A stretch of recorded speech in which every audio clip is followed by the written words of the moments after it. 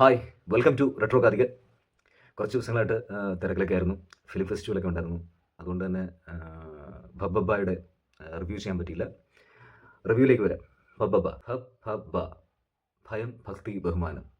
ഈ ഒരു 3 സംഭവങ്ങൾ വെച്ചിട്ട് ഇതിൻ്റെ കഥ എന്ന് പറയുന്നത് അധികാര ഭ്രാന്ത് ഉള്ളൊരു വില്ലൻ, ഭ്രാന്തനായിട്ടുള്ളൊരു നായകൻ, ഒരു ഗവൺമെൻറ്റിനെ പോലും നോക്കുകുത്തിയായിട്ട് നിർത്തി കുറച്ച് ഗെയിമൊക്കെ കളിക്കുന്നൊരു ഭ്രാന്തുള്ളൊരു നായകൻ. അപ്പം ഇതേപോലൊരു കഥാപാത്രം ഇതിന് മുന്നേ നമുക്കൊരു കോമഡി കഥാപാത്രമായിട്ട് വന്നിട്ടുണ്ട്. എനിക്ക് പേഴ്സണലി തോന്നിയത്, ഞാൻ എപ്പോഴും ചിന്തിച്ചിട്ടുള്ളൊരു കാര്യം, ഈ സി ഡി മൂസയിൽ സലിംകുമാർ ചെയ്യുന്ന കഥാപാത്രം അതൊരു ഗവൺമെൻറ്റിനെ മൊത്തത്തിൽ ഇതാക്കുന്ന ഒരു കഥാപാത്രമാണ്, മുൾമുനയിൽ നിർത്തുന്ന ഒരു കഥാപാത്രമാണ്. ആ കഥാപാത്രത്തിന് ഒരു ബാക്ക്ഗ്രൗണ്ട് ഒക്കെ കൊടുത്ത്, ഒരു റിവെഞ്ച് ബാക്ക്ഗ്രൗണ്ട് ഒക്കെ കൊടുത്ത്, ഒരു മാസ് പരിവേഷം കൊടുത്താൽ എങ്ങനെ ഇരിക്കും, അങ്ങനെ ഒരു കഥാപാത്രമാണ് ബബ്ബബായിലെ കഥാപാത്രം. ഇങ്ങനെ ഈ അധികാര ഭ്രാന്തുള്ള ഒരു വില്ലനും ഈ ഭ്രാന്തുള്ള നായകനും തമ്മിലുള്ള ഒരു റിവെഞ്ച് സംഭവങ്ങളും മറ്റു കാര്യങ്ങളൊക്കെ ചേർത്തിട്ടുള്ള ഒരു മാഡ്നസ് പരിപാടിയാണ് ഈ സിനിമ. അതിലൂടെ തന്നെ നോ ലോജിക്, അവരുടെ ടാഗ്ലൈൻ പറയുന്ന പോലെ no logic, welcome to the world of madness and mass. ഇത് തന്നെയാണ് സിനിമയുടെ ഒരു ട്രീറ്റ്മെൻറ്റ്. ആൻഡ് ഈ സിനിമയുടെ അഭിപ്രായത്തെ പറ്റി പറയുകയാണെന്നുണ്ടെങ്കിൽ എനിക്ക് പേഴ്സണലി തോന്നിയത് ഇതിൻ്റെ കഥ, ഇതിൻ്റെ സ്ക്രിപ്റ്റാണ് ഏറ്റവും വലിയ ഒരു പ്രശ്നമായിട്ട് തോന്നിയത്. കാരണം ഇതൊരു 50-50 അഭിപ്രായം വരത്തക്ക സ്ക്രിപ്റ്റാണ്. ഫസ്റ്റ് ഹാഫിൽ ഇത് ഒരുവിധം ഓക്കെ ആയിപ്പോയി. സെക്കൻഡ് ഹാഫ് ആയപ്പോൾ ഈ പറയുന്ന പോലെ ആ കഥയുടെ ഡീറ്റെയിലിങ്ങിൽ നിന്ന് മാറി കുറേ എന്തൊക്കെയോ തല്ലിക്കൂട്ടിയത് പോലെയാണ് ഫീൽ ചെയ്തത്. കാരണം മെയിൻ സംഭവത്തിലേക്ക് എത്തിയില്ല അവർ എന്നാണ് ഫീൽ ചെയ്തത്. നേരത്തെ പറഞ്ഞ പോലെ ഈ വില്ലനും നായകനും തമ്മിലുള്ള ഒരു മത്സരം ഉണ്ടല്ലോ, അത് കുറേ ഡീറ്റെയിലി ചെയ്യാനായിട്ട് അങ്ങനെ ഒരു സംഭവം വന്നില്ല, അങ്ങനെ ഒരു ഫീൽ ഉണ്ടായില്ല, ഒരു കിക്ക് കിട്ടിയില്ല.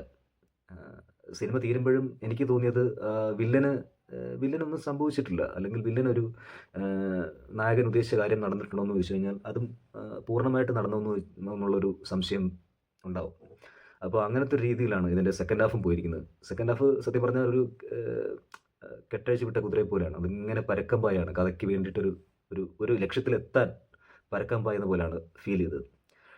സ്ക്രിപ്റ്റ് ഒരു പക്ഷേ നല്ല രീതിയിലൊരു സീൻ ഓർഡറൊക്കെ ചെയ്ത് ഈ പറഞ്ഞ സംഭവങ്ങളൊക്കെ ഡീറ്റെയിൽ ചെയ്ത് ഈ റിവെഞ്ചിനുള്ള കാരണമൊക്കെ ഉണ്ട്, റിവെഞ്ചിനൊക്കെയുള്ള കാരണം ഭയങ്കര ബാലിശ്യമായതുപോലെയാണ് ഫീൽ ചെയ്തത്. അതുകൊണ്ട് തന്നെ അതൊക്കെ ഒന്ന് നന്നായിട്ട് മിനുസപ്പെടുത്തി ചെയ്തിരുന്നെങ്കിൽ ഈ സിനിമയ്ക്ക് ഒരു വെങ്കട് പ്രഭു സ്റ്റൈലൊക്കെ വന്ന് സിനിമ അടിപൊളിയായി മാറിയേനെ. പക്ഷേ ഇത് പകുതിയേ ഓക്കെ ആയുള്ളൂ എന്നാണ് ഫീൽ ചെയ്തത്. ഇൻ്റർവെല്ലിൽ ഫൈറ്റ് സീക്വൻസ്, പിന്നെ ചില പഴയ സിനിമകളുടെ റെഫറൻസ് ഒക്കെ അത്യാവശ്യം കറക്റ്റായിട്ടൊക്കെ അവർ പ്ലേസ് ചെയ്തിട്ടുണ്ട്. ഡയറക്ഷൻ സൈഡിൽ നോക്കുകയാണെന്നുണ്ടെങ്കിൽ ആദ്യത്തെ ഒരു ഡയറക്ടോറിയൽ വെഞ്ചറായിട്ട് പറയത്തില്ല, അത് അത്യാവശ്യം അഡ്ജസ്റ്റ് ചെയ്തു ധനഞ്ജയ് ശങ്കർ. ഉണ്ടെങ്കിൽ പ്രത്യേകം എടുത്തു പറയാനുള്ളത് എഡിറ്റിംഗ് ആണ്, രഞ്ജൻ അബ്രഹാമിൻ്റെ എഡിറ്റിംഗ്. അത്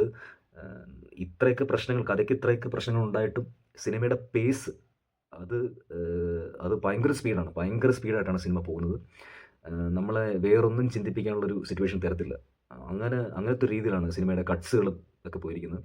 ആൻഡ് ആ ഒരു മാസ് അപ്പീലൊക്കെ കിട്ടാനായിട്ട് അർമ്മയുടെ DOPയും ഹെൽപ്പ് ചെയ്തിട്ടുണ്ട് സിനിമയെ. ആൻഡ് ഗോപി സുന്ദറിൻ്റെ ബാക്ക്ഗ്രൗണ്ട് സ്കോർ ചില സാഹചര്യങ്ങളിൽ അത് പുള്ളിയുടെ ഒരു ക്രിയേറ്റീവ് സംഭവം വന്നിട്ടുണ്ട്. പക്ഷേ സെക്കൻഡ് ഹാഫൊക്കെ ആയപ്പോൾ ഈ പറഞ്ഞ പോലെ ഭയങ്കര ലൗഡായി, ചില തലവേദന വരെയൊക്കെ ഉണ്ടായി, അങ്ങനെ ഒരു ഫീലൊക്കെ ഉണ്ടായിരുന്നു. കൂടുതലും ആ സെക്കൻഡ് ഹാഫിലാണ്. ആൻഡ് ഫസ്റ്റ് ഹാഫിലെ ഇൻ്റർവെൽ സീക്വൻസ് ഒക്കെ അത്യാവശ്യം ഓക്കെ ആയിരുന്നു. ഘട്ടത്തിലെ റെഫറൻസ് ഇഷ്ടപ്പെട്ടായിരുന്നു. തീപ്പൂരി പമ്പരം എന്ന് പറയുന്ന സാധനം ഇഷ്ടപ്പെട്ടിട്ടുണ്ടായിരുന്നു. ഈ ക്രിസ്മസ് ഒരു സംഭവത്തിന് പറ്റിയ ഒരു ക്രാക്കേഴ്സ് ആൻഡ് കളർ എന്ന് പറയുന്ന സാധനം ഉണ്ടല്ലോ, അതുപോലുള്ളൊരു സിനിമയാണിത്. അതുകൊണ്ട് തന്നെ ഈ സിനിമ എല്ലാവരുടെയും കപ്പിലെ ചായ അല്ല. ചിലർക്ക് ഇഷ്ടപ്പെടാം, ചിലർക്ക് ഇഷ്ടപ്പെടാതിരിക്കാം, ചിലർക്ക് മിക്സ്ഡ് ആയിരിക്കാം. അങ്ങനത്തെ ഒരു ഫീലിലാണ് ഈ സിനിമയുടെ ഒരു പോക്ക്. ആൻഡ് പെർഫോമൻസിലേക്ക് വരികയാണെന്നുണ്ടെങ്കിൽ നായകനായിട്ടുള്ള ദിലീപ്, പുള്ളിയുടെ എനർജി ഒട്ടും ചോരാതെ തന്നെ ആ കഥാപാത്രം അടിപൊളിയായിട്ട് ചെയ്തിട്ടുണ്ട്. അതേപോലെ തന്നെ ക്യാമിയോ ആയിട്ട് വരുന്ന മോഹൻലാൽ ചില സാഹചര്യങ്ങളിൽ ഇങ്ങനത്തെ ഒരു സിനിമയാകുമ്പോൾ എന്തായാലും ഒരു ക്യാമിയോ വേണം. അപ്പം കുറച്ചുകൂടെ ഡോസ് കൂട്ടത്തക്ക രീതിയിലുള്ളൊരു ആക്ടറാകുമ്പോൾ ഈ സിനിമ നന്നായിട്ട് ഹെൽപ്പ് ചെയ്യും. ആ രീതിയിലൊക്കെ പുള്ളിയുടെ കഥാപാത്രം ഹെൽപ്പ് ചെയ്തിട്ടുണ്ട്. ഗില്ലി ബാല എന്ന് പറയുന്ന കഥാപാത്രം. ഇവർ തമ്മിലുള്ള കെമിസ്ട്രി ഒക്കെ അത്യാവശ്യം നല്ല രീതിയിൽ തന്നെ വർക്കൗട്ടായിട്ടുണ്ട്. പിന്നെ ഈ പറഞ്ഞ പോലെ കഥയിലുള്ള പ്രശ്നമാണ് വന്നിരിക്കുന്നത്. പിന്നെ ഇപ്പോൾ ബാക്കിയുള്ളവരുടെ പെർഫോമൻസ് നോക്കുകയാണെന്നുണ്ടെങ്കിൽ ആവശ്യമില്ലാത്ത കഥാപാത്രങ്ങളൊക്കെ ഉണ്ടായിരുന്നു. എടുത്തു പറയുകയാണെന്നുണ്ടെങ്കിൽ റെഡിൻ കിങ്സ്ലിയുടെ കഥാപാത്രം തമിഴ്നാട്, ആ കഥാപാത്രത്തിൻ്റെ ആവശ്യമൊന്നും തോന്നിയില്ല. ബൈജുവിൻ്റെ കഥാപാത്രം കൊള്ളായിരുന്നു. പിന്നെ അഡ്വക്കേറ്റ് മുകുന്ദൻ ഉണ്ണിയാട്ട് എന്ന ഒറിജിനൽ എന്ന് പറയുന്ന സംഭവം, സലിംകുമാറിൻ്റെ കഥാപാത്രം കൊള്ളായിരുന്നു. ആൻഡ് വിനീത് ശ്രീനിവാസൻ നന്നായിട്ട് ചെയ്തു. ധ്യാൻ ശ്രീനിവാസൻ്റെ ആ ഒരു സീൻ പാർട്സും ഒക്കെ നല്ലതായിരുന്നു. ട്രോളുകളിലൂടെയൊക്കെ കളിയാക്കിയിട്ടുള്ള ദേവൻ്റെ കഥാപാത്രം ആൻഡ് വിജയമേനോൻ്റെ കഥാപാത്രം, ഇവരുടെയൊക്കെ കഥാപാത്രങ്ങളൊക്കെ പ്ലേസ് ചെയ്തിരിക്കുന്നതൊക്കെ നന്നായിട്ട് തോന്നി. ഇതൊക്കെ ഫസ്റ്റ് ഹാഫിലാണ് വരുന്നത് കൂടുതലും. പക്ഷേ സെക്കൻഡ് ഹാഫിൽ ഈ പറഞ്ഞതുപോലെ ഒരു റിവെഞ്ച് സ്റ്റോറിയൊക്കെ വന്ന് കഥയുടെ ഒരു മൂഡ് തന്നെ കളഞ്ഞ് കുടിച്ചിട്ടുണ്ട്.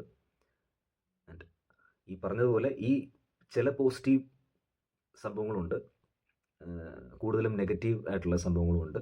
പക്ഷേ എന്നിരുന്നാൽ പോലും ഈ ക്രിസ്മസ് സീസണിൽ ചിലപ്പോൾ ഈ സിനിമ അത്യാവശ്യം കാണാൻ പറ്റുന്ന ഒരു രീതിയിലാണ് ഈ സിനിമയുടെ ഒരു പോക്ക്. ആൻഡ് എനിക്ക് പേഴ്സണലി ആവറേജ് ആയിട്ടാണ് തോന്നിയ സിനിമ. മൊത്തത്തിൽ ഒരു തല്ലിക്കൂട്ടിയ മാഡ്നസ് ആയിരുന്നു. ബൈ റെട്രോ കഥ.